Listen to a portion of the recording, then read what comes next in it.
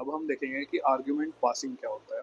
तो argument passing की ना दो टाइप्स होते हैं, argument pass by value, argument pass by reference. तो सबसे पहले आर्ग्यूमेंट पासिंग क्या होता है। आर्ग्यूमेंट पासिंग ये होता है कि कोई भी फंक्शन है उसके अंदर ब्रैकेट में जो चीज लिखी जाती है ना उसको आर्ग्यूमेंट्स कहते हैं। तो देखते हैं हम कि पास बाय वैल्यू क्या होता है। तो हमने क्या काम किया, कोई मॉड्यूल इंस्टेंस मॉड्यूल लिखा, एक मॉड्यूल लिखा हमने, मॉड्यूल के अंदर ना ग्लोबल वेरिएबल सेट कर दिए int X comma Y comma Z. Okay, तो अब क्या हुआ, हमने ना इन दो वेरिएबल्स को एक्स और वाई को एज एन आर्ग्यूमेंट पास कर दिया और यहाँ पे कुछ ने लिखा सम एज एन इनपुट आर्ग्यूमेंट। तो ये ऑटोमेटिकली एज अ वैल्यू ले लेगा इनकी। तो ये क्या होगा कि सिर्फ ये वैल्यू उठाएगा एक्स वाई जेड की और वैल्यू उठा के ये आगे प्रोसीड कर देगा, ये और कुछ नहीं करेगा बस। तो इसीलिए इसको कहते हैं आर्ग्यूमेंट पास बाय वैल्यू। तो ये सिर्फ इसकी वैल्यू उठाता है एक्स वाई जेड की और कुछ नहीं करता। और इसने क्या काम किया, फिर इसने पुट किया x equal to X plus Y.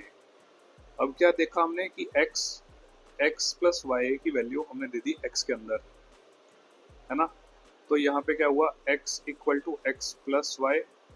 अब जो भी x प्लस वाई की वैल्यू होगी x हो गई, x के अंदर चली गई, तो x की वैल्यू अपडेट हो गई।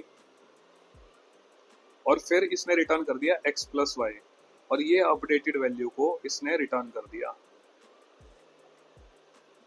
ठीक है, सम को। तो देखते हैं कोड में कैसे लिखा गया है इसको।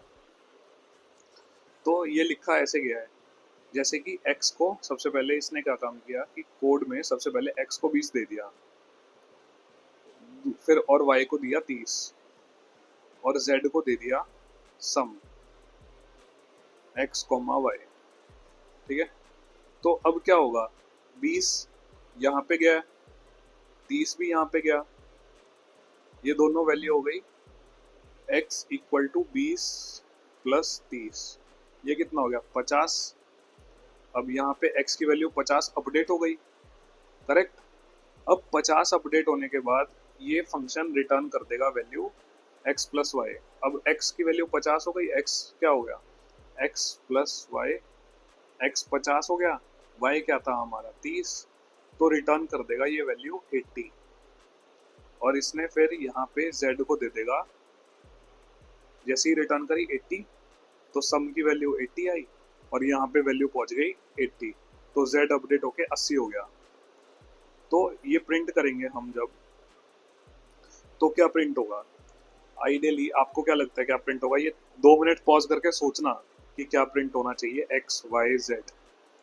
तो अब देखना, 1 सेकंड का ब्रेक लेते हैं, ध्यान से देख लो, ठीक है। तो अब मैं बताता हूँ। तो अब क्या होगा कि x क्या करेगा, x नॉर्मल का नॉर्मल प्रिंट कर देगा, जो कि x की वैल्यू थी, ये यहाँ पे अपडेटेड वैल्यू कोई प्रिंट नहीं करेगा। तो ये 20 देगा, ये 30 देगा और ये 80 दे देगा। तो इससे क्या मतलब हुआ कि फंक्शन ने क्या काम किया, फंक्शन ने सिर्फ इसकी वैल्यू उठाई 20 और 30 की और आउटपुट दे दी। बट ये जो मेन ग्लोबल वैल्यूज हैं ये अपडेट नहीं हुई कोई, ठीक है। x comma Y comma Z जो कि इनिशियली सेट किए थे ये वही है, ओके। तो ये हो गया आर्ग्यूमेंट पास बाय वैल्यू। तो ये देखो इसका आउटपुट क्या आएगा, x की वैल्यू 20, y की 30, z की 80, करेक्ट। अब पास बाय वैल्यू की एक बार डेफिनेशन भी देख लेते हैं। पास बाय वैल्यू क्या कहते हैं, variables are passed as an argument within the function. ये मैंने आपको बताया, variables are passed as an argument, changes into the argument x is not visible outside।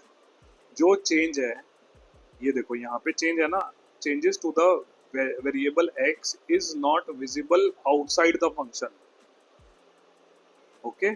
जैसे कि ये 20 वैल्यू थी, ये विजिबल नहीं होगी बाहर फंक्शन के, ये 20 की 20 रहेगी, ये 50 नहीं हो गई, करेक्ट। तो ये चेंजेस विजिबल नहीं होंगे।